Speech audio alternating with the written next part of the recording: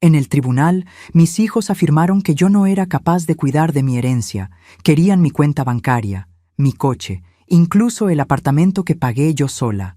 Su abogado sonreía, seguro, como si todo ya estuviera decidido, hasta que el juez leyó la lista de mis bienes. Se puso pálido y se levantó de golpe. «Detengan esto ahora mismo, llamen a seguridad». El aire en esa sala olía a papeles viejos y miedo. Mi miedo, o al menos eso creían ellos. Me senté en aquella silla de madera gastada, con las manos sobre mi regazo, sintiendo cómo el frío del asiento se colaba a través de mi falda gris.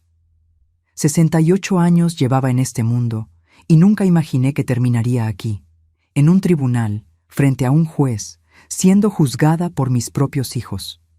Rodrigo estaba a mi derecha, 42 años, el mismo pelo ondulado de su padre, pero sin su nobleza. Vestía traje azul marino, demasiado elegante para alguien que apenas pagaba su renta a tiempo. Junto a él, Valeria. 39 años, mi única hija, con ese maquillaje perfecto que siempre usaba para esconder lo que no quería que el mundo viera. Llevaba un vestido negro sobrio, como si ya estuviera de luto. Por mí, por la madre que aún respiraba frente a ella. Y entre ellos, como una serpiente enroscada, estaba el licenciado Gamboa. Su traje café brillaba bajo las luces fluorescentes y su sonrisa... Dios, esa sonrisa me revolvía el estómago. Era la sonrisa de alguien que ya había ganado, o eso creía él. «Su señoría», comenzó con esa voz engolada que me hacía rechinar los dientes. «La señora Carmela Sandoval Méndez presenta un evidente deterioro cognitivo. No puede manejar sus finanzas. Olvida fechas importantes. Confunde conversaciones. Sus propios hijos están aquí, preocupados, porque la aman y quieren protegerla. Protegerla.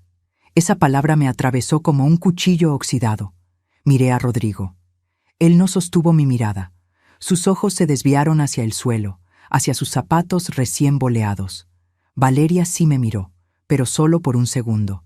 Vi algo en sus ojos. ¿Culpa? ¿Arrepentimiento? No lo sé. Lo que sí sé es que apartó la vista igual de rápido.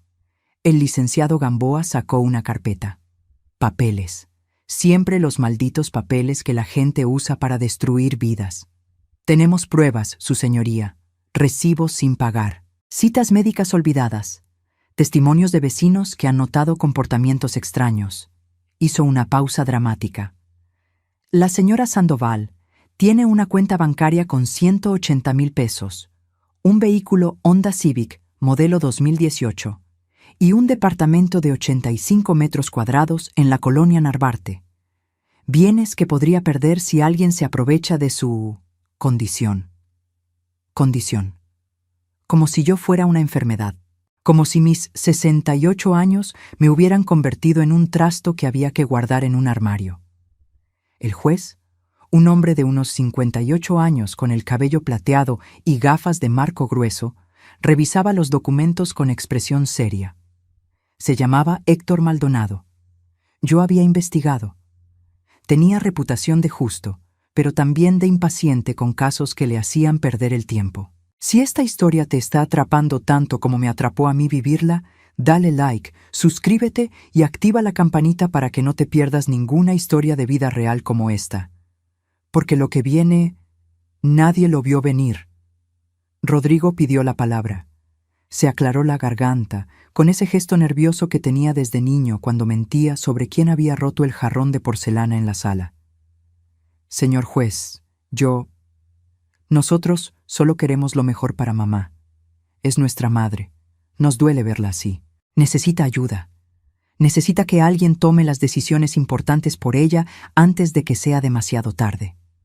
Valeria asintió junto a él, con lágrimas perfectamente calculadas rodando por sus mejillas.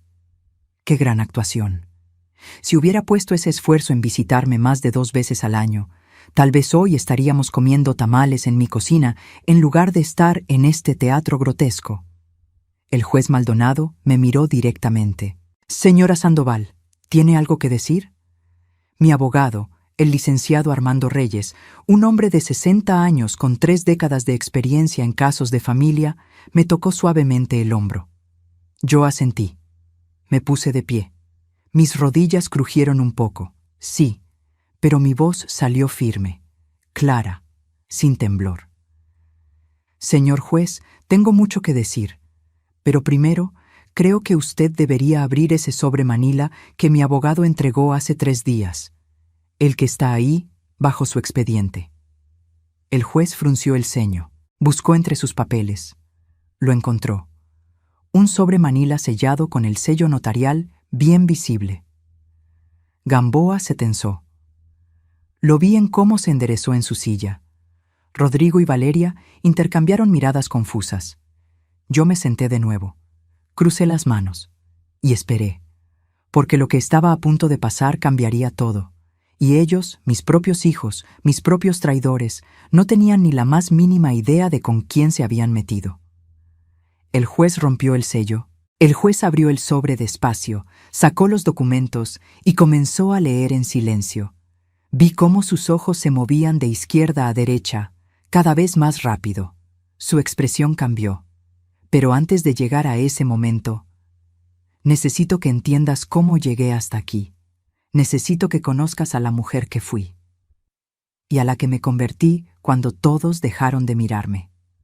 Hace 15 años, en una tarde de agosto que olía a lluvia recién caída, mi esposo Enrique murió de un infarto fulminante. Tenía 57 años, yo 53. Llevábamos 31 años casados. Lo encontré en el sillón de la sala, con el periódico todavía en las manos y su taza de café a medio tomar sobre la mesita de pino. Café de olla con canela, como le gustaba. Aún humeaba. Su rostro estaba tranquilo, como si simplemente se hubiera quedado dormido viendo las noticias. Pero no estaba dormido. Grité su nombre hasta que mi garganta ardió. Los vecinos llamaron a la ambulancia. Rodrigo llegó 2 horas después, Valeria al día siguiente. En el funeral, mi hijo me abrazó y dijo, «No te preocupes, mamá, nosotros te cuidaremos». Esas palabras sonaron hermosas entonces. Tardé meses en descubrir que eran huecas. Enrique me dejó el departamento ya pagado, un seguro de vida de 250,000 pesos y una pequeña mercería en Tacubaya que apenas daba para sobrevivir. Vendía hilos, botones, telas corrientes. Nada especial. Nada que llamara la atención. Durante el primer año, mis hijos me visitaban cada 2 meses. «¿Cómo estás, mamá? ¿Necesitas algo?» Yo decía que no, que estaba bien, y ellos se iban tranquilos, de vuelta a sus vidas ocupadas, a sus problemas importantes. Rodrigo tenía entonces 27 años. Estaba intentando abrir un taller mecánico. Valeria tenía 24. Trabajaba en un call center y soñaba con ser gerente algún día. Estaban construyendo sus vidas, como debe ser, como yo hice a su edad. No los culpaba por alejarse. Así funciona el mundo. Los hijos crecen, vuelan, y las madres nos quedamos mirando el nido vacío. Lo que no sabían era que ese nido vacío me estaba ahogando. Las noches eran lo peor. El silencio del departamento me aplastaba. Cocinaba para 2 por costumbre y terminaba tirando la mitad de la comida. Guardé la última camisa que Enrique usó antes de morir, una de franela a cuadros rojos y negros que olía a su tabaco de pipa dulce y a su loción antigua. La metí en una caja de cedro junto con su anillo de bodas y una foto de nosotros en Acapulco, jóvenes y bronceados, cuando la vida aún era promesa. Algunos días me sentaba en el piso de la recámara, abrazando esa caja, llorando hasta que me dolía el pecho, preguntándole a Dios por qué me había dejado aquí, sola, a los 53 años, sin propósito, sin dirección, sin... Pero una mañana, 6 meses después del funeral, me miré al espejo. Vi a una mujer con ojeras profundas, con el cabello gris sin arreglar, con una bata vieja de flores descoloridas, y sentí asco de mí misma. ¿Esto es todo?, me pregunté en voz alta. ¿Vas a morirte aquí, esperando a que tus hijos te recuerden? ¿Esperando a que alguien te diga que todavía sirves para algo? Ese día tomé una decisión. Si ellos no me necesitaban, yo tampoco los necesitaría. Aprendería a caminar sola, a correr sola, a volar sola, aunque me dolieran las alas. Tomé los 250,000 pesos del seguro y los invertí completamente en la mercería. Viajé a la Ciudad de México, busqué proveedores diferentes. Encontré un distribuidor de telas importadas que me ofreció algodones egipcios, sedas tailandesas, linos irlandeses, telas que ninguna otra mercería del barrio tenía. Transformé el local. Pinté las paredes de color marfil, instalé iluminación cálida, organicé las telas por colores como un arco iris. Puse precios justos pero no regalados. Calidad sobre cantidad. Los primeros 3 meses fueron duros. Vendí poco. Dudé. Lloré en el cuarto trasero del local, mordiéndome el puño para que nadie me escuchara. Pero entonces llegó ella, Lucía Domínguez, una diseñadora joven que buscaba telas especiales para su primera colección. Tenía 25 años, pelo cortísimo teñido de violeta y unos ojos color miel llenos de sueños locos. Pasó 2 horas tocando cada tela, imaginando vestidos que aún no existían. Compró 8 metros de seda color azul petróleo y me dijo: «Esta tela es perfecta. Si mi colección funciona, volveré». Su colección funcionó. Desfiló en una pasarela pequeña en La Condesa. Sus vestidos aparecieron en revistas de moda emergente. Y Lucía volvió, una y otra vez. Y con ella llegaron otros diseñadores. En 2 años, mi mercería se convirtió en boutique de telas. En 5 años, abrí una segunda sucursal en Polanco. Los ingresos se triplicaron. ¿Y mis hijos? Seguían visitándome 2 veces al año. En mi cumpleaños preguntaban: «¿Estás bien de dinero, mamá?». Yo respondía: «Me alcanza para mis gastos, no te preocupes». Nunca mencioné las 2 boutiques, nunca presumí, porque algo dentro de mí sabía que el dinero cambia a las personas, y yo no quería descubrir si cambiaría a mis hijos. Pero hace 3 años, Rodrigo llegó a mi casa con cara de angustia. Necesitaba 80,000 pesos para salvar su taller. «Es un préstamo, mamá. Te lo devuelvo en 6 meses, te lo juro». Le di el dinero. Pasaron 6 meses, 1 año, 2 años. Nunca volvió a mencionar esa deuda. Ahí aprendí algo doloroso. Para algunas personas, tu generosidad no es amor, es debilidad. Y ahora, sentada en ese tribunal, viendo cómo el juez Maldonado leía mi inventario patrimonial, me pregunté: ¿cómo no vi venir esto? ¿Cómo no vi que mis propios hijos? Pero ya lo verías tú también. Ya verías lo que yo construí mientras ellos miraban hacia otro lado. Mientras el juez seguía leyendo esos papeles con expresión cada vez más tensa, yo recordaba cada paso que me había traído hasta este momento, cada decisión, cada sacrificio, cada vez que elegí el silencio sobre la verdad. Las boutiques de telas fueron solo el principio. A los 57 años, cuando la mayoría de las mujeres piensan en jubilarse, yo estaba aprendiendo sobre inversiones inmobiliarias. Me senté en oficinas de notarios, donde era la única mujer mayor. Aguanté las miradas condescendientes de hombres que me preguntaban: «¿Viene sola, señora? ¿No trae a su hijo para que le ayude con los números?». «Los números los entiendo yo perfectamente», respondía. Y firmaba con mi propia mano. Compré mi primer local comercial en la colonia Roma con las ganancias de las boutiques. Un espacio de 40 metros cuadrados que renté a una cafetería de especialidad. 28,000 pesos mensuales. Dinero que llegaba puntual cada 5 del mes, sin falta. 2 años después compré otro local, más grande, en La Condesa. Lo renté a un restaurante de comida orgánica. 32,000 pesos al mes.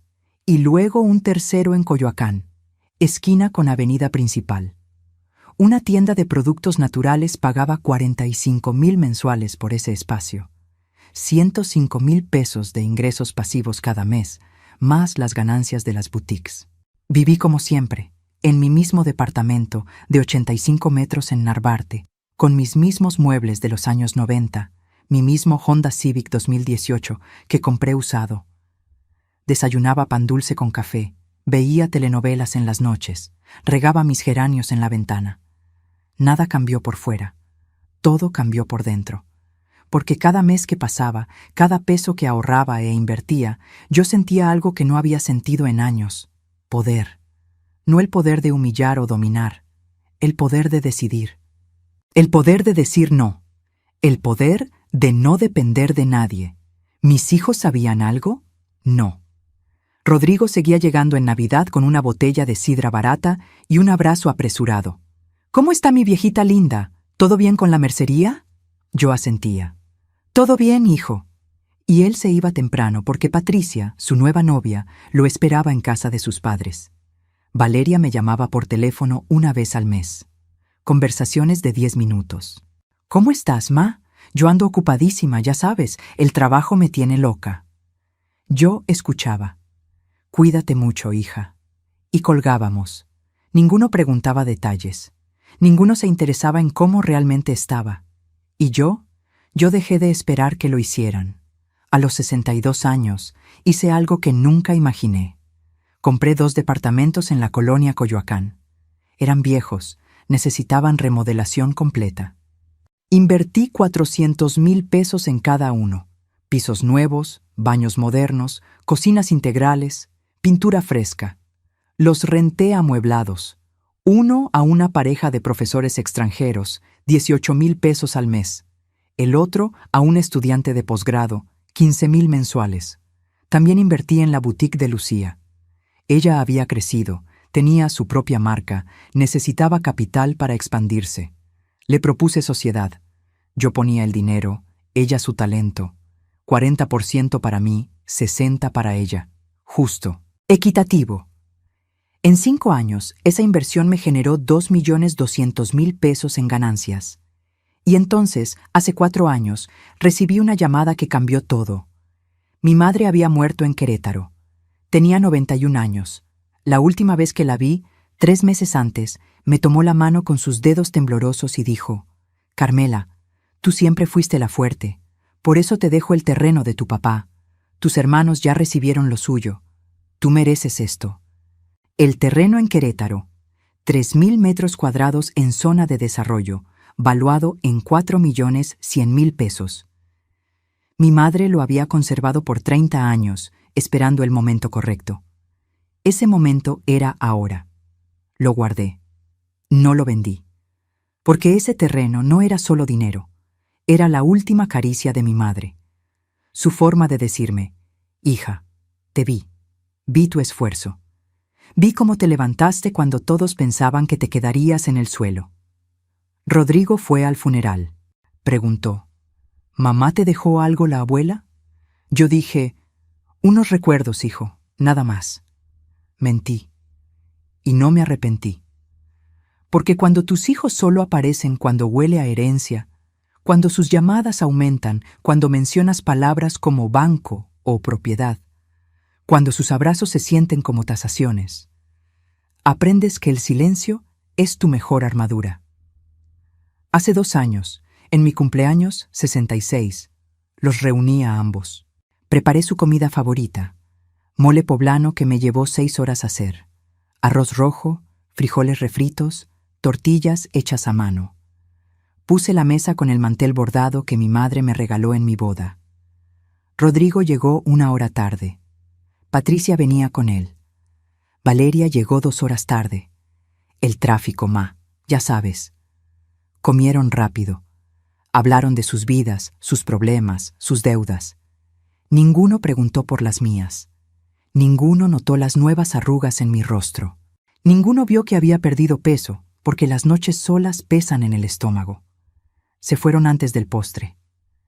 Esa noche, sentada en mi sala vacía, con el pastel de 3 leches intacto sobre la mesa, tomé una decisión fría y calculada. Si algún día intentaban quitarme lo que construí, descubrirían que la mujer que subestimaron durante 15 años había aprendido a rugir. Y ahora, en ese tribunal, mirando cómo el rostro del juez Maldonado pasaba de la seriedad a la sorpresa absoluta, supe que ese momento había llegado. Lo que ellos no sabían era que la peor amenaza no viene de los enemigos que conoces. Viene de la familia que nunca te tomó en serio. Patricia entró en nuestra familia hace 4 años como una ráfaga de perfume caro y sonrisas calculadas. Rodrigo la conoció en una aplicación de citas. Ella tenía 35 años, trabajaba como influencer de estilo de vida, con 20,000 seguidores que consumían sus recomendaciones de productos que nunca podía pagar. Publicaba fotos en restaurantes caros donde solo pedía agua, en boutiques donde nunca compraba, en gimnasios donde su membresía estaba vencida. Era hermosa, eso no podía negarlo. Cabello castaño con reflejos rubios impecables, uñas siempre perfectas, ropa que gritaba, «Mírenme». Pero sus ojos eran como dos cuentas de vidrio. Brillantes, sí, pero vacíos. La primera vez que vino a mi casa, inspeccionó cada rincón con mirada de tasadora. Tocó mis cortinas viejas, revisó mis muebles antiguos, miró mi cocina modesta y sonrió. Una sonrisa que decía, «Pobre viejita, no tiene nada». Rodrigo estaba embelesado. La miraba como si fuera un milagro. «Mamá, ¿no es increíble? Patricia es tan moderna, tan inteligente. Yo preparé café, serví galletas de avena caseras. Patricia las rechazó. Ay, suegrita, estoy cuidando mi figura, ¿sabes?» Pero vi cómo fotografiaba mi sala para, seguramente, reírse después con sus amigas. Se casaron 6 meses después. Una boda sencilla en un salón rentado. Yo les regalé 50,000 pesos. Patricia sonrió y dijo, «Gracias», pero sus ojos decían, «¿Solo esto?». Los primeros meses, Patricia jugaba a la nuera perfecta. Me llamaba «suegrita linda», me traía flores baratas del mercado, publicaba fotos conmigo etiquetadas como «Ash familia hermosa». Pero yo sentía algo debajo, algo viscoso, como cuando levantas una piedra y encuentras insectos corriendo hacia la oscuridad. El cambio comenzó hace 2 años, cuando fui al notario a actualizar papeles de una de mis propiedades. Patricia me había acompañado ese día, supuestamente para ayudar a su suegrita. Yo no quería, pero Rodrigo insistió. «Mamá, déjala, quiere pasar tiempo contigo». En el despacho del notario, mientras yo firmaba, Patricia miró los documentos sobre el escritorio. Vi cómo sus ojos se agrandaron, cómo su respiración cambió, cómo fingió buscar algo en su bolsa para quedarse más tiempo cerca del escritorio. Días después, Rodrigo llegó a mi casa con preguntas extrañas. «Mamá, ¿es verdad que tienes propiedades en renta? Patricia dice que vio algo en el notario». Yo lo miré directo. «Son papeles viejos de la mercería, hijo, no te preocupes». Mentí. Y su rostro de alivio me confirmó que había hecho bien. Pero Patricia no se rindió. Comenzó su campaña sutil, envenenando el oído de mi hijo gota a gota. «Rodrigo, tu mamá está muy sola. ¿No crees que a su edad debería descansar? Tanto trabajar no es sano». Luego, más oscuro. «He notado que olvida cosas. El otro día le pregunté por una conversación y no se acordaba». Mentiras. Yo no olvidaba nada. Pero si repites una mentira suficientes veces, Rodrigo empezó a mirarme diferente. Con lástima, con preocupación exagerada. «Mamá, ¿comiste hoy? ¿Tomaste tus medicinas? ¿Recordaste pagar la luz?». Yo tenía diabetes tipo 2, controlada perfectamente con metformina y dieta. Pagaba mis servicios por internet el mismo día cada mes. Comía 3 veces al día y hacía ejercicio en el parque cada mañana. Pero para Patricia, yo era una anciana al borde del colapso. Valeria se unió al coro. Ella tenía sus propios problemas. Deudas de tarjetas de crédito que alcanzaban los 340,000 pesos, compras compulsivas de ropa que nunca usaba, zapatos que se quedaban en cajas, salidas a bares caros para impresionar a amigas que solo la querían cuando pagaba las copas. Un día, las 2 mujeres se encontraron en mi casa. No sabían que yo estaba en la recámara. Escuché todo. «Valeria, tu mamá tiene más de lo que aparenta». «Lo sé. Vi documentos, propiedades, cuentas». Patricia hablaba rápido, emocionada. «¿No te parece sospechoso que nunca nos diga nada? ¿Y si alguien la está manipulando? ¿Un vecino? ¿Un abogado?». Valeria dudó. Escuché el silencio. Luego, «Tienes razón, hay que protegerla, antes de que sea tarde». Protegerla. Esa palabra otra vez, como si amor y robo fueran sinónimos. Patricia sembró la idea perfecta. Rodrigo, tu mamá está vulnerable. A su edad puede firmar cosas sin entender. Puede perder todo. Necesita que ustedes tomen control legal. Por su bien.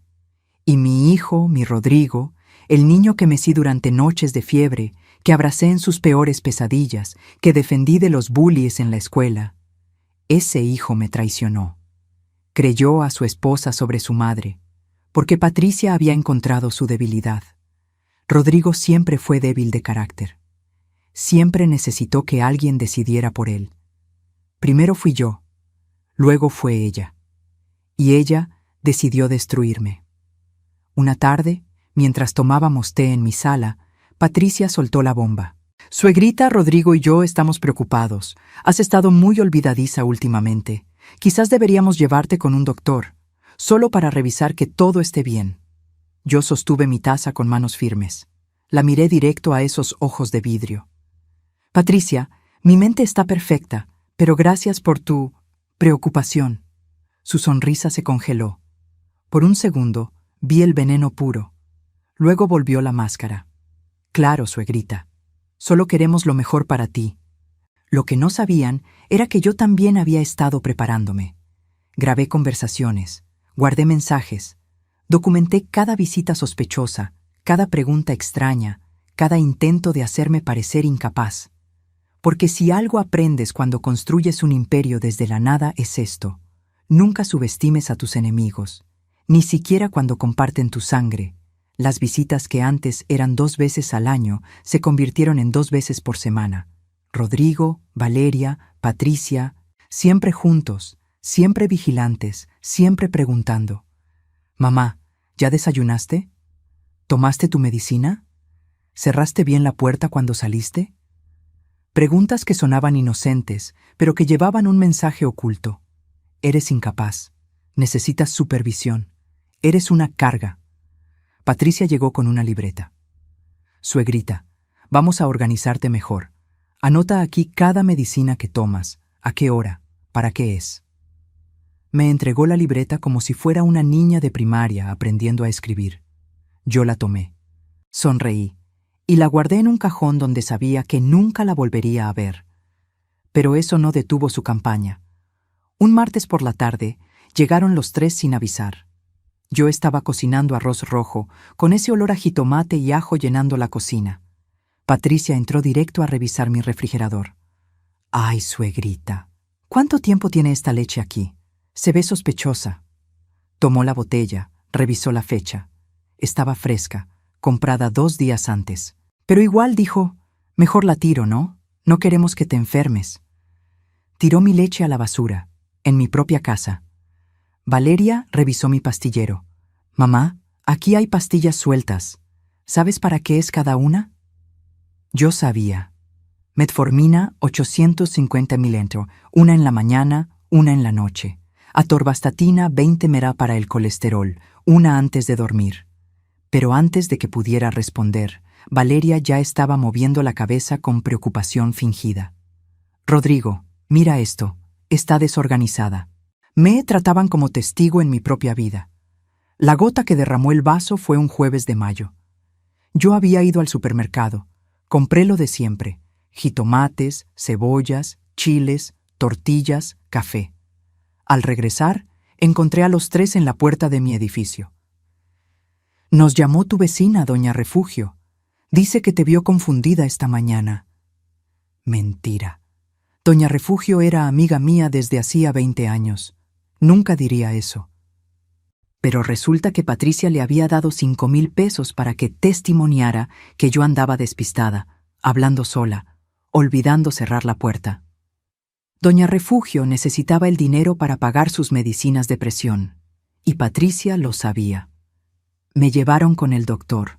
No mi doctor de siempre, sino uno que ellos escogieron. El doctor Saldaña, un geriatra con consultorio en Polanco. Consultorio caro, sillones de cuero, música ambiental tranquilizadora. El tipo de lugar diseñado para hacer sentir vulnerable a los pacientes. El doctor me hizo preguntas básicas. ¿Qué día es hoy? ¿En qué año estamos? ¿Recuerda lo que desayunó? Yo respondí todo correctamente. Miércoles 17 de mayo de 2023. Desayuné avena con manzana y nueces, pero cuando terminó, Patricia se quedó a solas con él 5 minutos.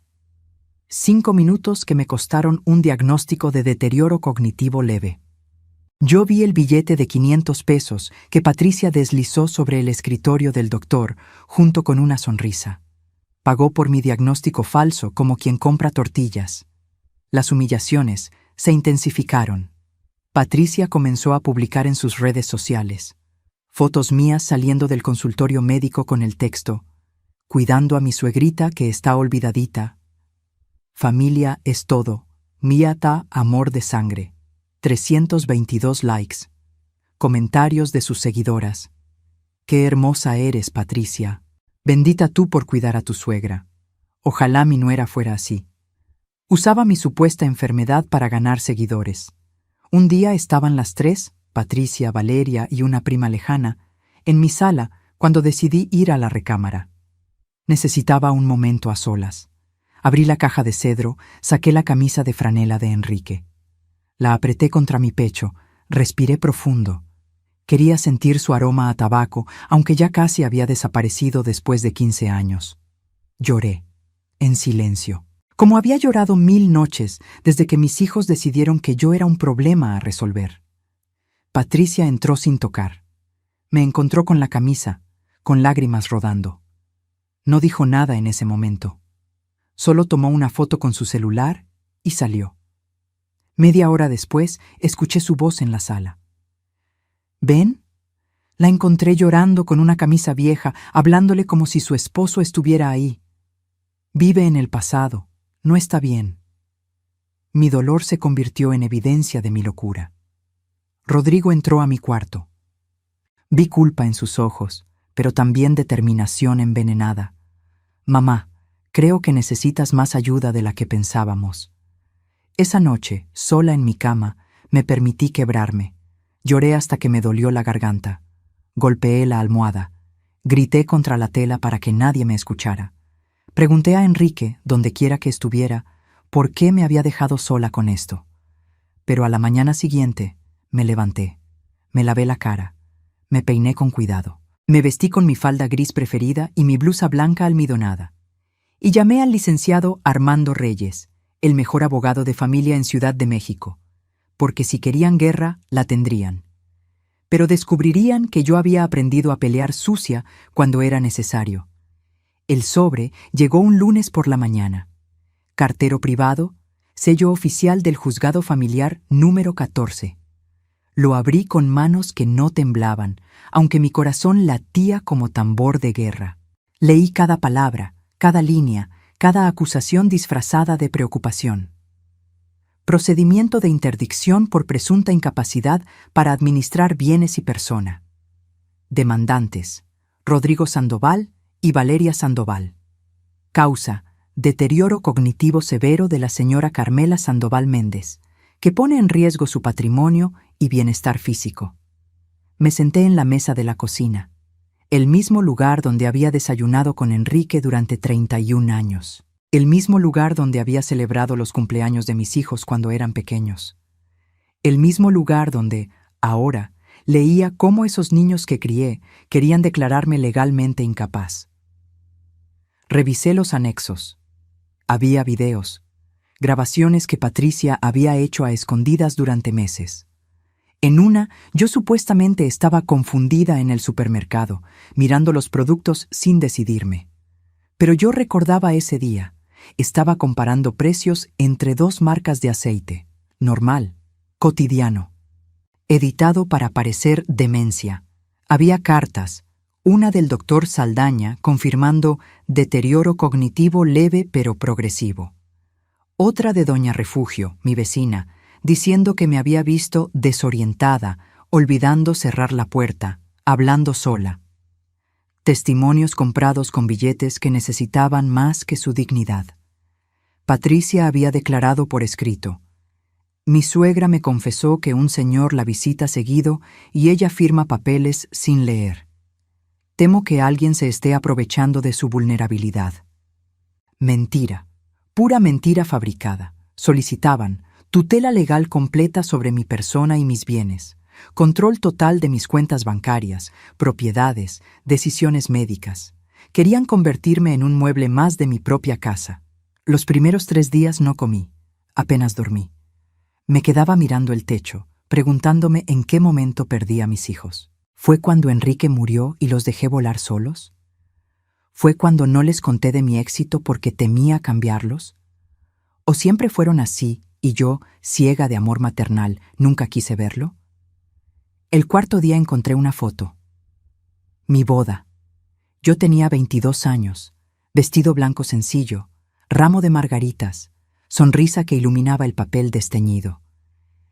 Enrique a mi lado, 25 años, traje prestado, ojos llenos de promesas que cumplió hasta su último respiro.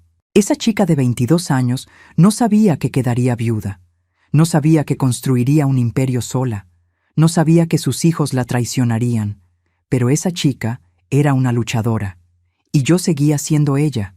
Me levanté, me bañé, me puse mi mejor vestido color vino, y llamé al licenciado Armando Reyes. Su despacho estaba en Reforma, piso 12, con vista a todo el Ángel de la Independencia. El licenciado tenía 60 años, cabello completamente blanco, traje gris impecable y ojos que habían visto 1000 tragedias familiares. Señora Sandoval, dijo después de revisar toda la documentación, esto es un intento claro de fraude procesal. Pero voy a serle honesta. Estos casos son difíciles de ganar si no tenemos evidencia contundente. Tengo evidencia, dije, y saqué mi teléfono. Mostré grabaciones propias de conversaciones con Patricia donde ella sugería ayudarme a firmar papeles o manejar mi dinero. Mostré mensajes donde Rodrigo le preguntaba ¿cuánto crees que tenga?, refiriéndose a mi patrimonio. Mostré estados de cuenta impecables de los últimos 5 años, cada pago a tiempo, cada inversión razonada, cada movimiento financiero perfectamente documentado. Necesito evaluaciones médicas, dijo el licenciado, con especialistas independientes, que destruyan ese diagnóstico falso. En 2 semanas me evaluaron 3 doctores, doctora Estela Vega, neuróloga con 32 años de experiencia. Me hizo pruebas cognitivas exhaustivas. Resultado: función cerebral excelente para mi edad. Memoria superior al promedio. 0 signos de demencia. Doctor Julio Montemayor, geriatra reconocido. Examen físico completo, pruebas de coordinación, evaluación de capacidades. Resultado: paciente lúcida, orientada, completamente capaz de tomar decisiones. Doctora Carmen Robledo, psiquiatra forense. 3 sesiones de evaluación psicológica. Resultado: no hay deterioro cognitivo. Paciente con inteligencia emocional alta, capacidad de razonamiento intacta. Pero el licenciado Reyes cavó más profundo. Investigó a Rodrigo. Encontró que había falsificado mi firma 2 meses atrás en una solicitud de préstamo bancario por 150,000 pesos. El banco había rechazado la solicitud, pero el intento quedó registrado. Teníamos análisis pericial de firmas que demostraba falsificación. Investigó a Patricia.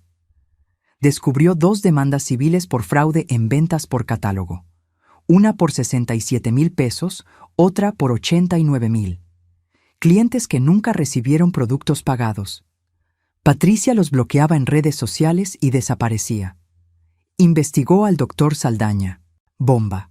Tenía suspensión temporal de licencia en el estado de Jalisco por diagnósticos fraudulentos pagados por familiares que buscaban heredar anticipadamente.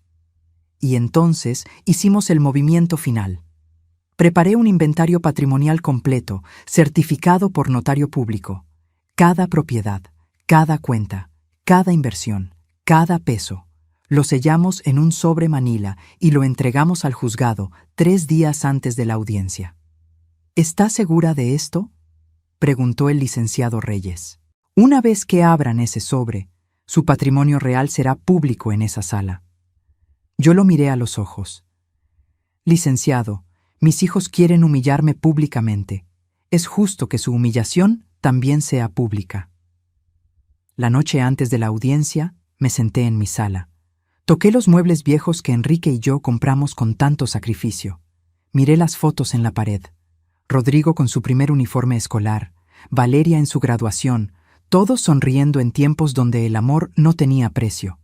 Lloré, una última vez, por los hijos que perdí, por la familia que nunca volvería a ser.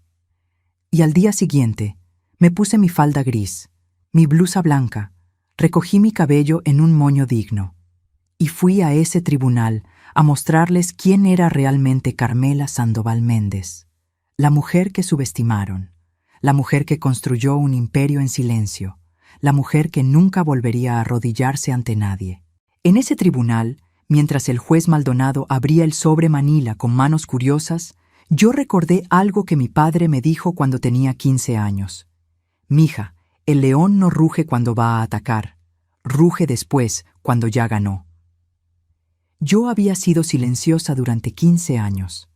Hoy era el día de rugir. El licenciado Reyes se puso de pie con elegancia calculada. Su señoría, solicito permiso para presentar evidencia adicional que desmiente cada acusación presentada contra mi clienta. El juez Maldonado asintió, aún leyendo los documentos del sobre. Su expresión era indescifrable, pero vi cómo sus cejas se arqueaban cada vez más. Proceda, licenciado. Armando Reyes era un maestro del drama legal. Caminó hacia el centro de la sala con un portafolio de cuero bajo el brazo. Patricia se removió incómoda en su asiento. Rodrigo miraba hacia abajo. Valeria se mordía el labio inferior, ese gesto nervioso que tenía desde niña cuando sabía que había hecho algo mal. Su señoría, la señora Carmela Sandoval, no solo es perfectamente capaz de administrar sus bienes, es, de hecho, una de las mujeres más astutamente competentes que he conocido en 30 años de carrera. Sacó el primer documento. Evaluación neurológica de la doctora Estela Vega, neuróloga certificada por el Consejo Mexicano de Neurología. Conclusión: función cognitiva superior al promedio para su grupo etario. Memoria excelente. 0 signos de deterioro. Lo pasó al juez. Luego el segundo. Evaluación geriátrica del doctor Julio Montemayor. Conclusión: paciente lúcida, orientada en tiempo, espacio y persona, completamente capaz de tomar decisiones. Y el tercero. Evaluación psiquiátrica forense de la doctora Carmen Robledo. Conclusión: no hay evidencia de deterioro cognitivo. Paciente con inteligencia emocional elevada.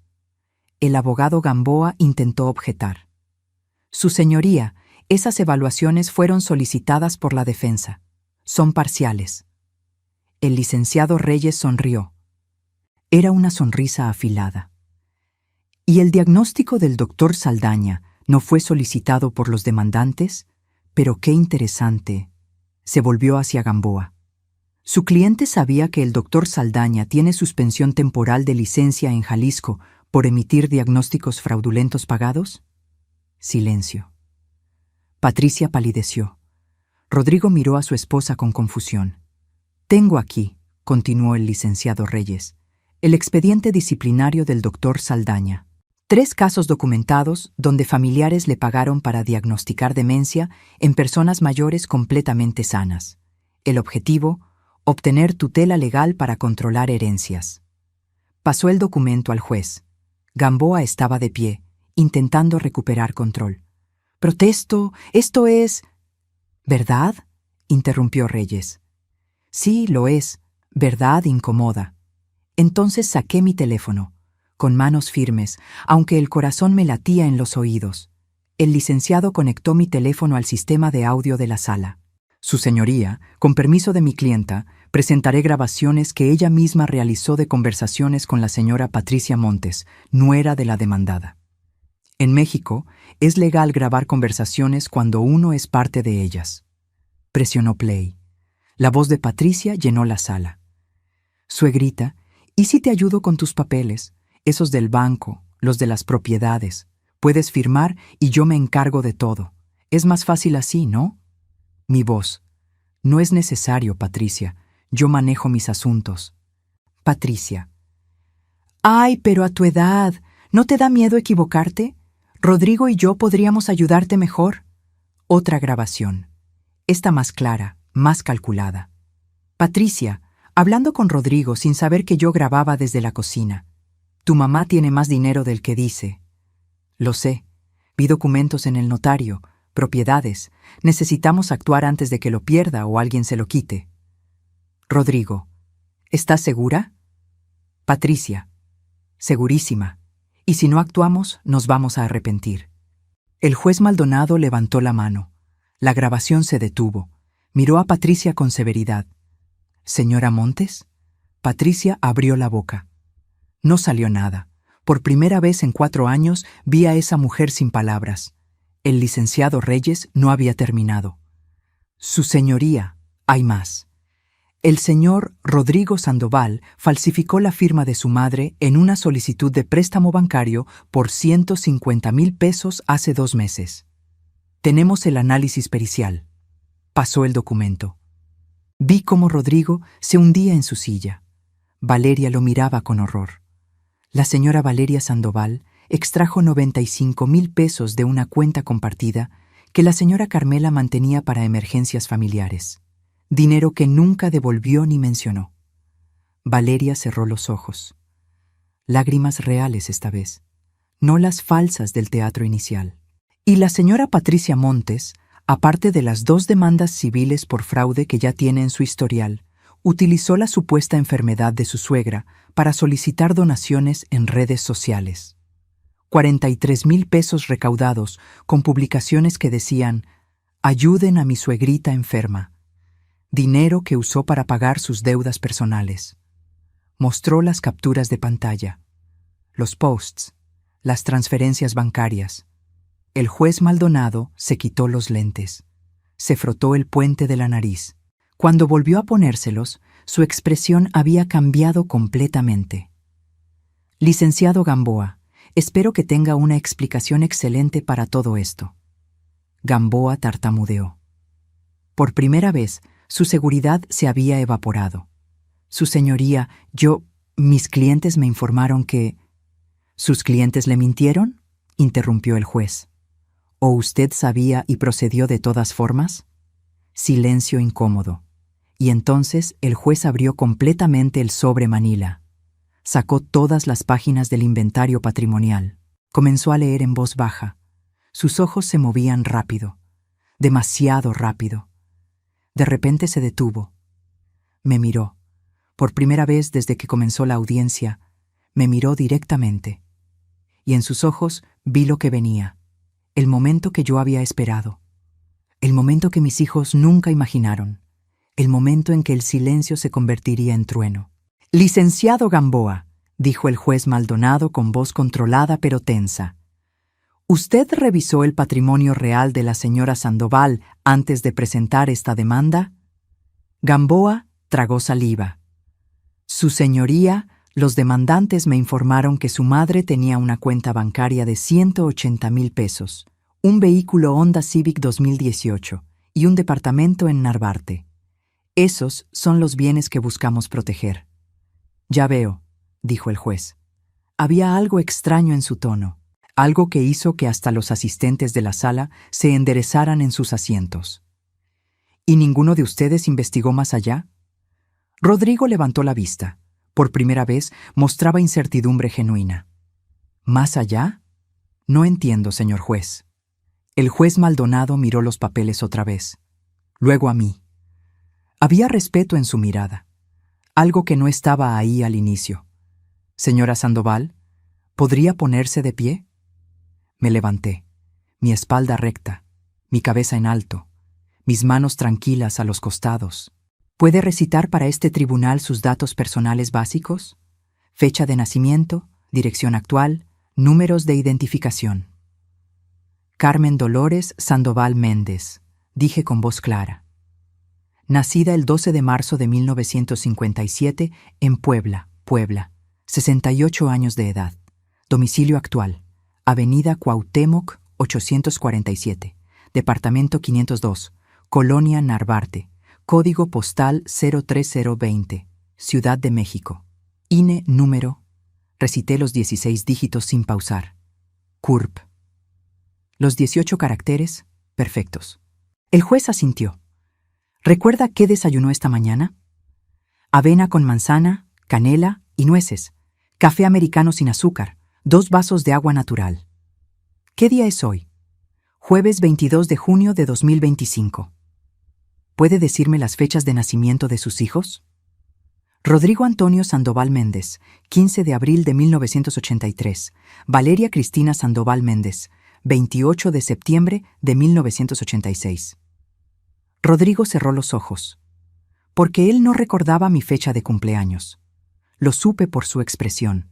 ¿Puede enumerar sus propiedades y sus valores aproximados? Y aquí llegó el momento. Cuenta bancaria personal en Banco Santander, 180,000 pesos. Cuenta de inversiones en GBM, 3,847,000 pesos. 3 locales comerciales en renta. Uno en la Roma valuado en 2,800,000 pesos. Uno en la Condesa valuado en 3,200,000 pesos. Uno en Coyoacán valuado en 2,500,000 pesos. Patricia dejó de respirar. La vi. Su pecho se detuvo. Continué. Participación del 40% en boutique de telas, Lucía Domínguez Diseño, valuada en 2,200,000 pesos.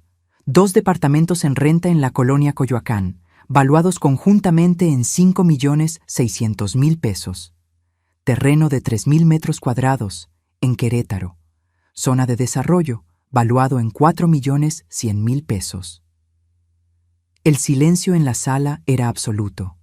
Podía escuchar la respiración agitada de Valeria, el ligero gemido que escapó de los labios de Patricia. Valor total de mi patrimonio, dije mirando directamente a mis hijos, 24,427,000 pesos. Rodrigo se puso blanco, como si alguien hubiera drenado toda la sangre de su cuerpo. Se aferró a los brazos de su silla. Patricia abrió la boca. No salió sonido. Sus ojos de vidrio ahora mostraban algo. Pánico puro. Valeria se tambaleó incluso sentada. Se llevó una mano al estómago como si fuera a vomitar. El juez Maldonado se puso de pie. Su expresión había pasado de seria a genuinamente molesta. «Detengan esto ahora mismo». Todos saltamos, hasta los asistentes judiciales. «Licenciado Gamboa, ¿usted tenía conocimiento del patrimonio real de la señora Sandoval?» «Yo...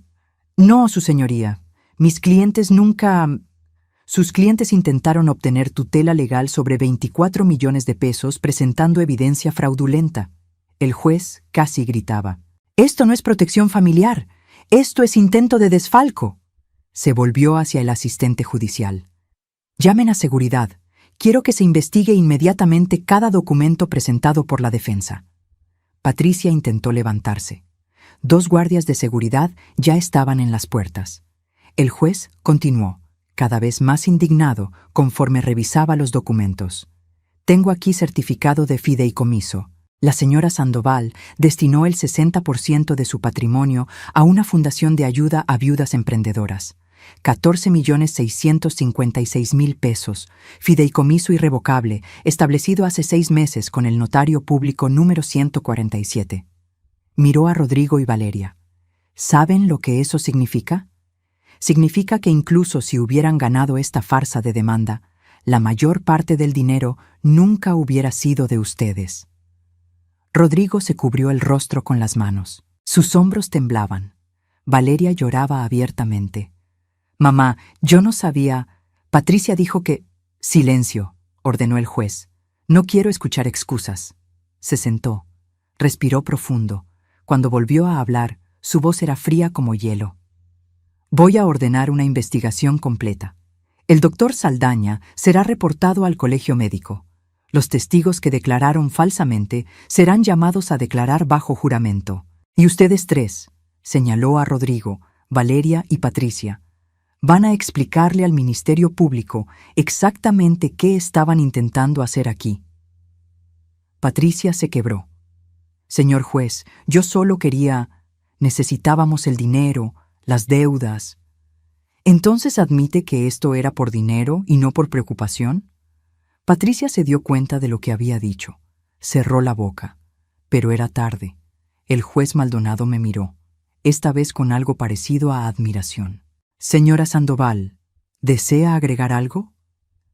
Me puse de pie por última vez. Miré a mis hijos, a esos dos adultos que alguna vez fueron los bebés que amamanté, los niños que abracé en sus pesadillas, los adolescentes que defendí contra el mundo. Sí, su señoría, quiero que quede claro que cada peso que tengo lo gané yo, sin ayuda de nadie, sin herencia fácil, trabajando 16 horas al día, sacrificando, llorando, levantándome cada vez que la vida me tumbaba. Mi voz no tembló. Y mientras yo construía todo eso, mis hijos me visitaban 2 veces al año. Nunca preguntaron cómo estaba realmente. Nunca notaron que había perdido peso. Nunca se dieron cuenta de que su padre murió hace 15 años y yo seguí celebrando su cumpleaños sola cada año. Rodrigo sollozó, un sonido quebrado, infantil. Así que no, su señoría. Esto no era protección. Esto era codicia disfrazada de amor. El juez asintió lentamente. Queda denegada la demanda de interdicción. Adicionalmente, ordeno investigación por intento de fraude procesal. Esta audiencia se levanta. El mazo golpeó la madera, y yo, Carmela Sandoval Méndez, salí de ese tribunal con la cabeza en alto, porque algunas batallas no se ganan con gritos, se ganan con verdad. Pero la historia no terminó con el mazo del juez. Porque cuando sales de un tribunal después de destruir las mentiras de tu propia familia, no hay sensación de victoria. Solo hay vacío, un vacío inmenso que te traga entero. Salí de esa sala. El pasillo del juzgado olía a limpiador industrial y desesperanza. Mis zapatos resonaban contra el piso de mosaico. El licenciado Reyes caminaba a mi lado, guardando documentos en su portafolio. Señora Sandoval, lo hicimos. Ganamos. Yo asentí, pero no sentía nada. Detrás de nosotros escuché pasos rápidos. Rodrigo. ¡Mamá! ¡Mamá! ¡Espera! Me detuve. Algo dentro de mí, ese pedazo de madre que nunca muere completamente, hizo que me detuviera. Me volteé. Mi hijo tenía los ojos rojos, hinchados, la corbata torcida, el traje arrugado. Parecía haber envejecido 10 años en 2 horas. Mamá, yo no sabía que tenías tanto. Patricia me dijo que solo queríamos protegerte. ¿Protegerme? Repetí. Mi voz sonó extraña, hueca. Rodrigo, ¿de verdad crees eso? ¿O solo te lo repites para dormir por las noches? Él titubeó, y en ese titubeo vi la verdad. Lo sabía. Quizás no todo, pero sabía que algo estaba mal. Y eligió creerle a su esposa sobre su madre. Valeria apareció detrás de él. Su maquillaje corrido por las lágrimas le daba aspecto de mapache triste. Mamá, perdónanos. Por favor. No queríamos llegar tan lejos. Pensamos que realmente estabas mal. ¿De verdad? Pregunté. ¿O pensaron que sería fácil? ¿Que la viejita idiota firmaría lo que le pusieran enfrente? Valeria se estremeció como si la hubiera golpeado. Patricia se mantuvo atrás, junto a las columnas del pasillo. No se acercó. Era lo suficientemente lista para saber que no había palabras que pudiera decir. Sacó su celular. Incluso en ese momento, probablemente pensando en cómo convertir este desastre en contenido para sus redes. El licenciado Reyes me tocó el hombro suavemente. Señora, no está obligada a hablar con ellos. Lo sé, dije. Pero necesitaba hacerlo. Una última vez. Miré a mis hijos. Esas 2 personas que salieron de mi cuerpo, a quienes di vida, educación, amor incondicional durante décadas. Quiero que entiendan algo. Cada peso que tengo, lo gané porque ustedes dejaron de necesitarme. Porque sus vidas eran tan importantes, tan ocupadas, que me olvidaron. Y en ese olvido, yo encontré mi propósito. Rodrigo intentó hablar. Levanté mi mano. No he terminado. Lo más triste de todo esto no es que quisieran mi dinero. Es que nunca, ni una sola vez en 15 años, preguntaron cómo estaba realmente, si me sentía sola, si extrañaba a su padre. si necesitaba que alguien simplemente me abrazara y me dijera que todavía importaba. Valeria sollozó. Mamá, yo... Me visitaban 2 veces al año, en mi cumpleaños y en Navidad. Comían mi comida, que me tomaba horas preparar porque quería que fuera especial. Y se iban antes del postre porque tenían cosas que hacer. Las lágrimas empezaron a correr por mis mejillas, pero mi voz se mantuvo firme. El día que su padre murió, Rodrigo, tú llegaste 2 horas después de que llamé. ¿Sabes qué hice durante esas 2 horas? Me senté junto a su cuerpo frío, tomando su mano, hablándole, rogándole que volviera. Sola. Completamente sola. Y cuando llegaste, me preguntaste si había café. Rodrigo se desmoronó. Se dejó caer contra la pared, resbalando hasta quedar sentado en el suelo. Lo siento. Dios, mamá, lo siento tanto. Y tú, Valeria, hace 3 años, en tu cumpleaños, te transferí 20,000 pesos porque dijiste que estabas en problemas. ¿Te acuerdas? 3 semanas después subiste fotos en un resort en Cancún, con ese dinero que necesitabas urgente para pagar la renta. Valeria se cubrió el rostro con las manos. Fui una idiota. Fui egoísta y ciega y... Fueron hijos, dije simplemente. Hijos que olvidaron que sus padres también son personas, que también duelen, que también necesitan. Un grupo de personas pasó junto a nosotros, mirando curiosas esta escena de drama familiar en medio del pasillo judicial. No me importó. ¿Saben qué es lo más irónico? Yo planeaba dejarles todo, antes de esto, antes de que me traicionaran. Tenía testamento preparado, 30% para cada uno, 40% para la fundación. Pero después de la fundación, ustedes serían los administradores. Iban a recibir más de 7 millones de pesos cada uno cuando yo muriera. Rodrigo levantó la cabeza bruscamente. ¿Qué? Pero no podían esperar, ¿verdad? No podían simplemente amarme, simplemente visitarme, simplemente ser buenos hijos. Tenían que tomar, tenían que destruirme para obtener lo que de todos modos sería suyo. El silencio que siguió fue aplastante. Patricia finalmente habló desde su distancia segura. Su voz sonó pequeña, asustada. Señora Carmela, yo... Lo lamento. Necesitaba dinero, las deudas, los acreedores. Yo solo... ¿Pensaste que la vieja tonta sería un blanco fácil? Terminé por ella. Y convenciste a mi hijo de que tu avaricia era amor. Patricia no respondió.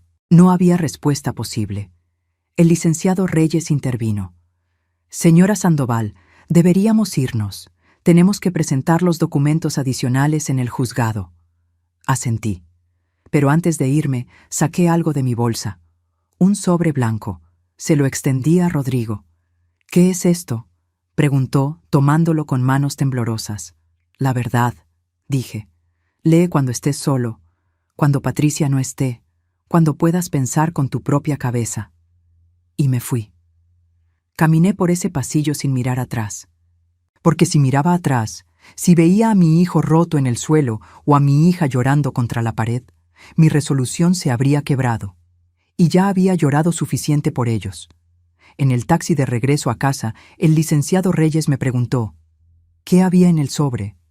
Fotos, dije mirando por la ventana. ¿De cuándo eran niños? Rodrigo con su primer uniforme escolar, sonriendo sin dientes frontales.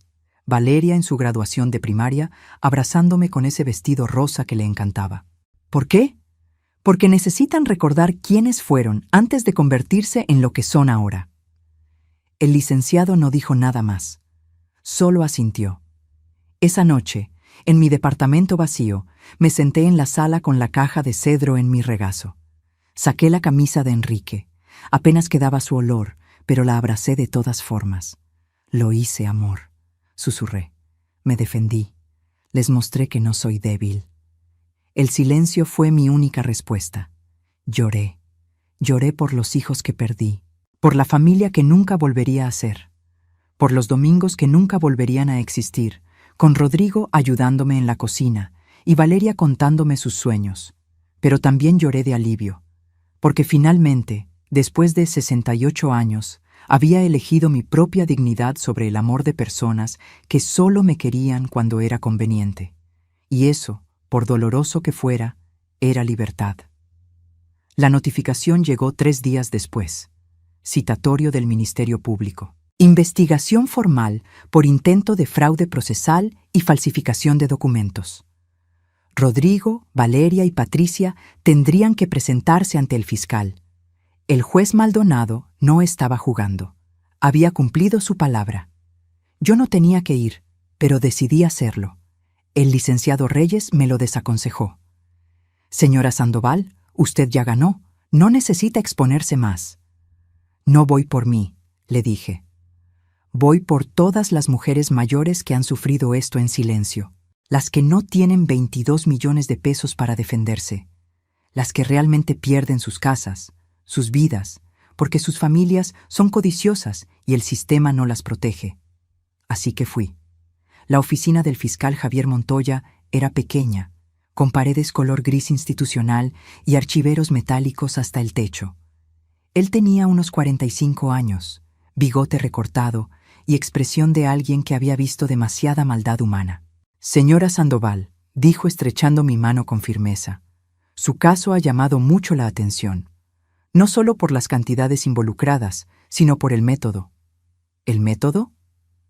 El uso de diagnósticos médicos falsos para declarar incompetencia es cada vez más común. Familias que quieren heredar anticipadamente.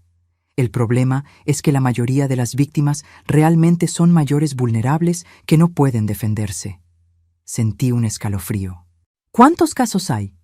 Oficialmente unos 20 al año solo en Ciudad de México. Extraoficialmente, probablemente cientos. Muchos nunca llegan a tribunal. Las familias convencen a la víctima de que es por su bien, le quitan todo y nadie se entera. Me senté más derecha. Entonces mi caso puede servir de precedente. Exacto. Por eso necesito que sea completamente honesta conmigo sobre todo lo que pasó. Durante 2 horas le conté todo. Cada manipulación, cada visita calculada, cada comentario diseñado para hacerme parecer incompetente. El fiscal grababa, tomaba notas, hacía preguntas específicas. ¿Tiene las grabaciones originales? Todas. En mi teléfono, respaldadas en la nube. ¿Los testimonios falsos de los vecinos? Doña Refugio ya confesó que Patricia le pagó 5,000 pesos. Tengo su declaración firmada. El fiscal sonrió ligeramente. Usted es una testigo muy organizada, señora Sandoval. No soy testigo, corregí. Soy la víctima que se negó a hacerlo. 2 semanas después, Patricia fue llamada a declarar. Llegó sin Rodrigo. Vestía ropa sencilla, sin maquillaje, el cabello recogido en cola simple. Intentaba verse vulnerable, arrepentida. Yo estaba en la sala de espera cuando pasó frente a mí. Nuestros ojos se encontraron. Por un segundo, vi algo parecido a vergüenza real. Luego, apartó la mirada y entró a la oficina del fiscal. Su declaración duró 3 horas. Cuando salió, tenía los ojos rojos pero secos, como si ya no le quedaran lágrimas. O quizás nunca las tuvo. Se detuvo frente a mí. Por un momento pensé que hablaría, pero solo me miró con una expresión que no supe descifrar, y se fue. Una semana más tarde, el fiscal me llamó. Señora Sandoval, necesito informarle que hemos descubierto algo más. Mi corazón se aceleró. ¿Qué cosa? Patricia Montes no solo tiene 2 demandas civiles por fraude, tiene 5 más que nunca fueron reportadas. Mujeres mayores que le compraron productos por catálogo y nunca recibieron nada. Sumas pequeñas, entre 10 y 20,000 pesos cada una. Demasiado poco para que ellas contrataran abogados. Sentí náusea. ¿Cuánto en total? Aproximadamente 143,000 pesos, de 8 víctimas diferentes, todas mayores de 60 años. Patricia no era solo codiciosa, era depredadora, y mi hijo se había casado con ella sin saber nada, o peor, sabiendo y no importándole. ¿Y el doctor Saldaña? Suspendido indefinidamente mientras se investiga. Hemos encontrado otros 7 casos sospechosos de diagnósticos pagados. Su carrera médica está terminada. Sentí una satisfacción oscura. Justicia, imperfecta, tardía, pero justicia. ¿Y mis hijos? El fiscal hizo una pausa. Ahí es donde se complica. Rodrigo está cooperando completamente. Entregó todos los mensajes con Patricia. Confesó sobre el préstamo falsificado. Está asistiendo a terapia. Su abogado está negociando. ¿Negociando qué? Que los cargos sean reducidos si devuelve el dinero del préstamo fraudulento más intereses y si acepta servicios comunitarios. ¿Y Patricia? Ella se niega a cooperar. Insiste en que todo fue malentendido, que ella realmente creía que usted estaba enferma, que solo quería ayudar. Mentiras, dije simplemente. Lo sé, todos lo sabemos, pero sin cooperación, el proceso será largo, meses, quizás años. Respiré profundo. ¿Y Valeria? Su hija está en una situación intermedia. Participó, sí, pero las evidencias sugieren que Patricia fue la manipuladora principal. Valeria estaba endeudada, desesperada, vulnerable. Su abogado argumentará que fue influenciada. ¿Eso la excusa? No, pero puede reducir su responsabilidad legal. Me quedé callada, pesando opciones. Fiscal Montoya, ¿puedo hacer una propuesta? Escucho.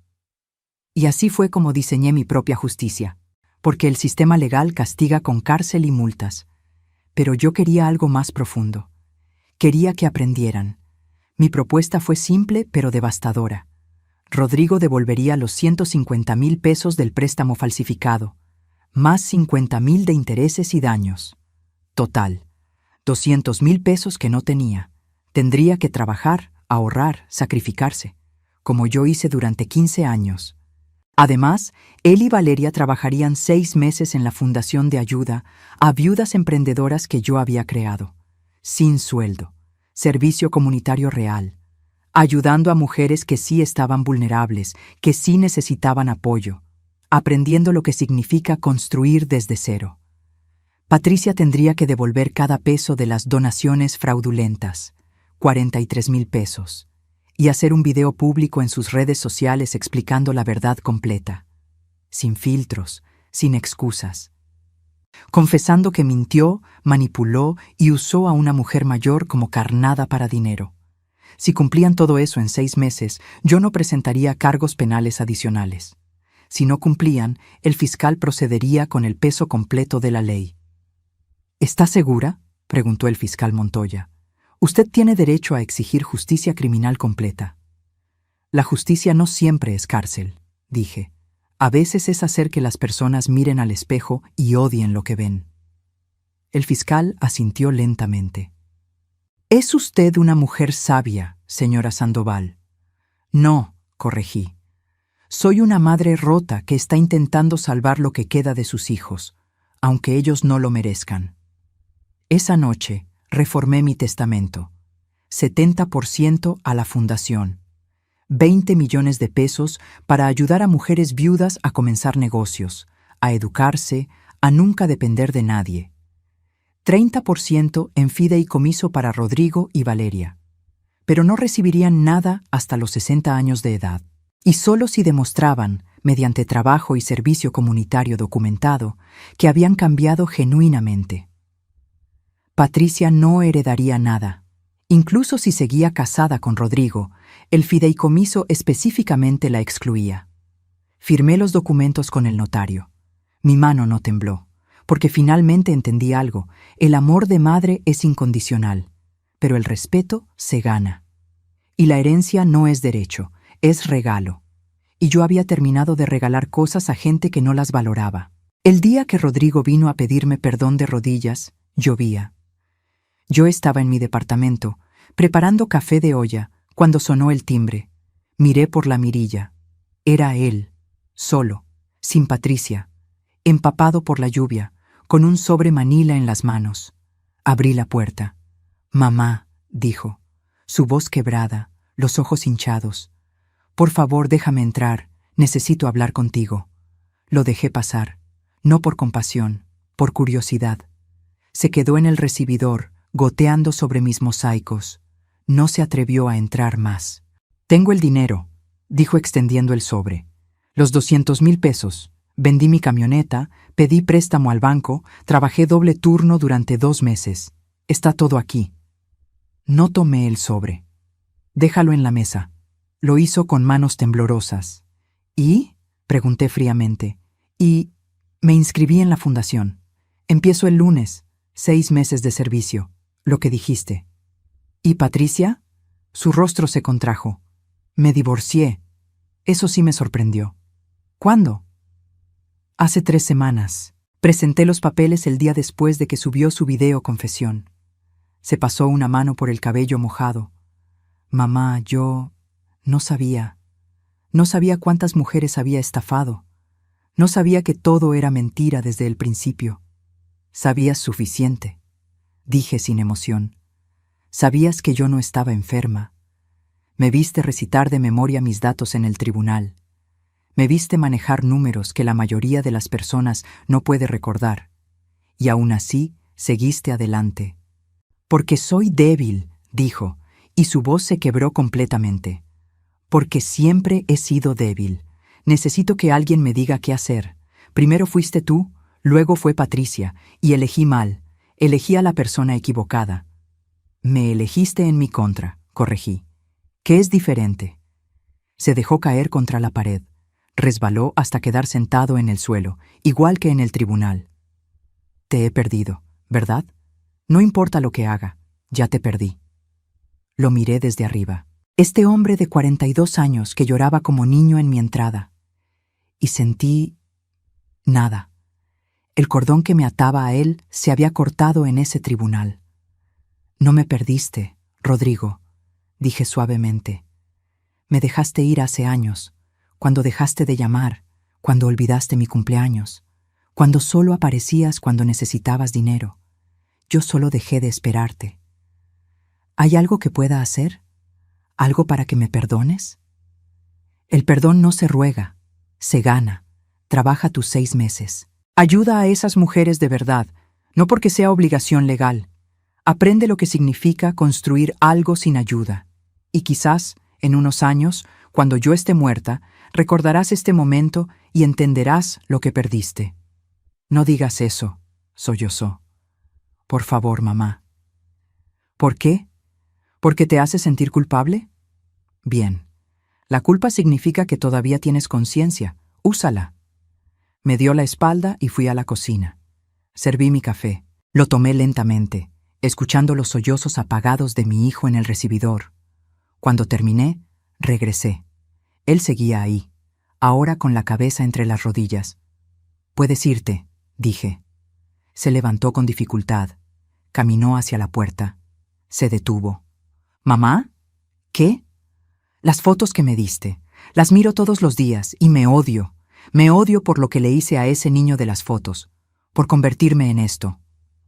«Bien», dije. «El autoodio es el primer paso hacia el cambio». Y cerré la puerta detrás de él. Valeria vino 2 días después, con flores, rosas amarillas, mis favoritas. Excepto que yo nunca le había dicho que eran mis favoritas. Probablemente las compró al azar. «Mamá», dijo cuando abrí. «¿Podemos hablar?». La dejé entrar. Las flores las puse en un florero sin agua. Un gesto pequeño pero deliberado. Ella lo notó. Se mordió el labio. «Empiezo en la fundación la próxima semana», dijo. «Con Rodrigo. 6 meses. Lo sé, el fiscal me informa de todo. Mamá, Patricia me manipuló. Me hizo creer que...». «Basta», la interrumpí. «No me insultes con excusas. Patricia era manipuladora, sí. Pero tú eres adulta. Tomaste decisiones. Firmaste documentos. Testificaste en mi contra». Sus ojos se llenaron de lágrimas. Estaba desesperada. Las deudas, los acreedores llamándome día y noche, amenazando con demandas. Pensé que si tenías tanto dinero... ¿Pensaste que no me daría cuenta? ¿Pensaste que la tonta de tu madre simplemente firmaría su vida? No, yo... Creí que realmente estabas mal. Patricia mostró videos, testigos. El doctor dijo... Y nunca, ni una sola vez te preguntaste si era verdad. Nunca viniste a mí directamente. Nunca me miraste a los ojos y preguntaste, «Mamá, ¿de verdad estás enferma?» Porque si lo hubieras hecho, te habría dicho la verdad. Valeria se desmoronó en el sofá, porque sabía. En el fondo, sabía que estabas bien. Pero quería creer la mentira porque era más fácil, porque significaba dinero, solución rápida a todos mis problemas. Al menos era honesta. Eso era algo. ¿Sabes qué es lo más triste?, dije sentándome frente a ella. Si hubieras venido a mí hace 2 años y me hubieras dicho, «Mamá, estoy en problemas. Tengo 340,000 pesos de deuda. Necesito ayuda», te habría ayudado. No todo, porque necesitas aprender a manejar dinero. Pero algo, un préstamo con plan de pagos, asesoría financiera, apoyo real. Valeria me miró con ojos enormes. ¿De verdad? Eras mi hija, por supuesto, pero elegiste el camino fácil, robarme en lugar de pedirme. No fue robo, dijo débilmente. ¿No? Intentar declararme incompetente para controlar mi dinero. ¿Qué es? No tuvo respuesta. Le di una carpeta. Esto es un plan de pagos para tus deudas. Lo diseñé con un asesor financiero. Si lo sigues al pie de la letra, en 3 años estarás libre, sin bancarrota, sin perder tu patrimonio. Abrió la carpeta con manos temblorosas. ¿Por qué haces esto? Porque sigo siendo tu madre, y las madres no abandonan, aunque sus hijos sí lo hagan. Lloró, esta vez lágrimas verdaderas, feas, con mocos y sollozos descontrolados. Lo siento tanto. Fui egoísta y estúpida y... Lo fuiste, concordé sin suavizar. Pero puedes cambiar, si quieres, depende de ti. Patricia nunca vino, pero cumplió con el video. Lo subió un martes por la tarde, sin maquillaje, sin filtros, con voz monótona leyendo de un papel. Mi nombre es Patricia Montes. Mentí sobre la salud de mi suegra, Carmela Sandoval. Manipulé evidencia, soborné testigos, pedí donaciones bajo falsos pretextos. Estafé a 8 mujeres mayores por un total de 143,000 pesos. Pido perdón a todas mis víctimas. El video duró 2 minutos. Tuvo 50,000 visualizaciones en 3 días. Los comentarios fueron despiadados. Perdió todos sus seguidores. Sus marcas patrocinadoras cancelaron contratos. Su influencia digital murió en 48 horas. No sentí lástima. Sentí que el universo, finalmente, había equilibrado las cuentas. 6 meses después, recibí el reporte final de la fundación. Rodrigo había trabajado callado, humilde, ayudando a mujeres viudas a llenar solicitudes, a armar planes de negocio, a no rendirse. Una de ellas escribió: «Don Rodrigo me ayudó a abrir mi panadería. Me trató con respeto. Me hizo sentir que mis sueños importaban». Valeria había dado talleres de finanzas personales, compartiendo sus propios errores como advertencia. Otra mujer escribió: «La maestra Valeria me enseñó que nunca es tarde para aprender a manejar dinero. Ahora tengo ahorros por primera vez en mi vida». Habían cambiado. Quizás no completamente. Quizás nunca serían lo que pudieron ser, pero habían aprendido. ¿Los perdoné? No sé. ¿Los volví a ver? A veces. En cumpleaños, en Navidad, con distancia educada y cortesía fría. ¿Recuperamos lo que teníamos? No, porque lo que teníamos era ilusión, amor de madre unilateral que ellos nunca valoraron hasta perderlo. Pero ya no me dolía. El dolor se había convertido en indiferencia. Y la indiferencia es paz. Hoy es mi cumpleaños, 70 años. Estoy en la inauguración del Centro de Capacitación Enrique Sandoval para viudas emprendedoras. Lo nombré por mi esposo, porque él habría estado orgulloso de esto, de mí. El centro tiene 6 aulas, biblioteca, cocina industrial para talleres de gastronomía, salón de computación. Todo pagado con el fideicomiso que creé. 14,656,000 pesos bien invertidos. Hay 200 mujeres aquí hoy, viudas, divorciadas, abandonadas. mujeres que el mundo desechó como inútiles después de cierta edad, mujeres que aprenderán que nunca es tarde para comenzar. Subo al pequeño estrado. Mi cabello completamente blanco ahora, pero peinado con dignidad. Vestido color verde esmeralda, regalo que me hice a mí misma. Zapatos cómodos, porque ya no tengo que impresionar a nadie. Buenos días, digo. Mi voz llena el salón sin micrófono. 70 años y mis pulmones siguen fuertes. Me llamo Carmela Sandoval y quiero contarles una historia. Les cuento. No todo, lo suficiente. Una viuda de 53 años, sola, asustada, que decidió no rendirse. Que construyó boutiques, propiedades, inversiones. Que no lo hizo para ser rica, sino para ser libre. Me quitaron muchas cosas en mi vida, digo mirando a cada rostro atento. Mi esposo, mi juventud, casi mi dignidad, pero nadie, nunca, pudo quitarme lo que construí con mis propias manos y mi propia voluntad. Aplauden. Algunas lloran. Una mujer mayor que yo, quizás 75 años, levanta la mano. Señora Carmela, ¿no se arrepiente de no haberles dado el dinero a sus hijos? ¿De ser tan dura? La pregunta me golpea. Todos esperan mi respuesta. Me arrepiento, digo honestamente, de no haber impuesto límites antes, de creer que amor significaba darles todo sin enseñarles a ganarlo, de pensar que ser buena madre era sacrificarme hasta desaparecer. Pausa. Pero no me arrepiento de defenderme, porque si yo, con recursos y educación, no lo hago, ¿qué esperanza tienen las que no tienen nada? Más aplausos, esta vez más fuertes. Después de la ceremonia, camino por el centro. Rodrigo está aquí, lo invité. Trabaja instalando las últimas computadoras en el salón de sistemas. Me ve, asiente con respeto. Yo asiento de vuelta. No es amor, no es perdón completo. Es aceptación de lo que fue y nunca volverá a ser. Valeria también está. Organiza material didáctico en la biblioteca. Me ve. Sonríe tímida. Yo sonrío de vuelta, igual de tímida. Pequeños pasos. Quizás en algunos años. O quizás no. Y está bien. Patricia no está. Se divorció, se fue a Monterrey, según supe. Intenta rehacer su vida lejos del escándalo. Le deseo suerte sin pensar mucho en ella. Algunas personas simplemente no vale la pena cargarlas en la memoria. Esa noche, en mi departamento, abro la caja de cedro por última vez. La camisa de Enrique. Ya no huele a nada excepto a madera vieja, las fotos amarillentas, el anillo de bodas que nunca pude usar después de que él se fue. Lo logré, amor, susurro. Sobreviví, más que sobrevivir, florecí. Cierro la caja, la guardo en el ropero. Es tiempo de dejarla ir, de dejar ir tantas cosas.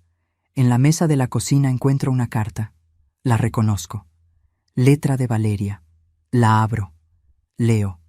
Mamá, no espero perdón. Solo quiero que sepas que la mujer que conocí en el tribunal no fue la madre que recordaba. Fue alguien más fuerte, más completa, más real. Me he dado cuenta de que nunca te conocí. Solo conocí la versión de ti que existía para nosotros. La madre que cocinaba, limpiaba, daba sin pedir. Quiero conocer a Carmela, la mujer, la empresaria, la sobreviviente. Si algún día me das esa oportunidad, la tomaré con las dos manos. Tu hija que está tratando de ser mejor. Valeria. Leo la carta 3 veces. Luego la doblo cuidadosamente y la guardo en la caja de cedro, junto con las fotos de cuando mis hijos eran pequeños. Porque aunque el pasado duele, todavía tiene valor. Es la tierra donde creció quien soy ahora.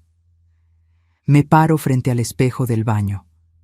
70 años mirándome de vuelta, arrugas profundas alrededor de los ojos, papada que ninguna crema elimina, manchas de edad en las manos. Pero también veo ojos claros, alerta, vivos, postura recta, sonrisa que ya no necesita aprobación de nadie. Veo a una mujer que perdió muchas batallas, pero ganó la guerra contra las expectativas. contra la idea de que las mujeres mayores son descartables, contra la creencia de que el amor de madre significa autodestrucción. Hola, Carmela, me digo al espejo. Mucho gusto en conocerte finalmente. Y por primera vez en 70 años me siento completa. Reflexión final, porque la verdadera riqueza no está en lo que posees, sino en lo que no permites que te quiten. No se trata de cuánto dinero acumules, sino de cuánta dignidad conserves. No se trata de cuántos hijos tengas, sino de cuánto respeto exijas. Las mujeres de mi generación aprendimos a dar hasta vaciarnos, a servir hasta desaparecer, a amar hasta destruirnos. Pero algunas aprendemos, antes de que sea demasiado tarde, que podemos ser madres, esposas, abuelas, sin dejar de ser nosotras mismas. Que decir no no es egoísmo, es supervivencia. Que imponer límites no es crueldad, es amor propio. Y que nunca, nunca es tarde para reconstruirte de tus propias cenizas y volar más alto que todos los que apostaron a tu caída. Yo perdí a mis hijos ese día en el tribunal, pero me reencontré a mí misma. Y si algún día vuelven, no encontrarán a la madre que conocieron. Encontrarán a la mujer que debí ser siempre, inquebrantable. Si esta historia tocó tu corazón, si viste reflejada a tu madre, tu abuela, o incluso a ti misma en estas palabras, no estás sola. Déjame tu comentario contándome desde dónde nos estás escuchando. Dale like si crees que las mujeres mayores merecen respeto. Y suscríbete para más historias reales de dignidad, resistencia y justicia. Porque mientras haya una sola mujer dispuesta a levantarse y rugir, habrá esperanza. Fin.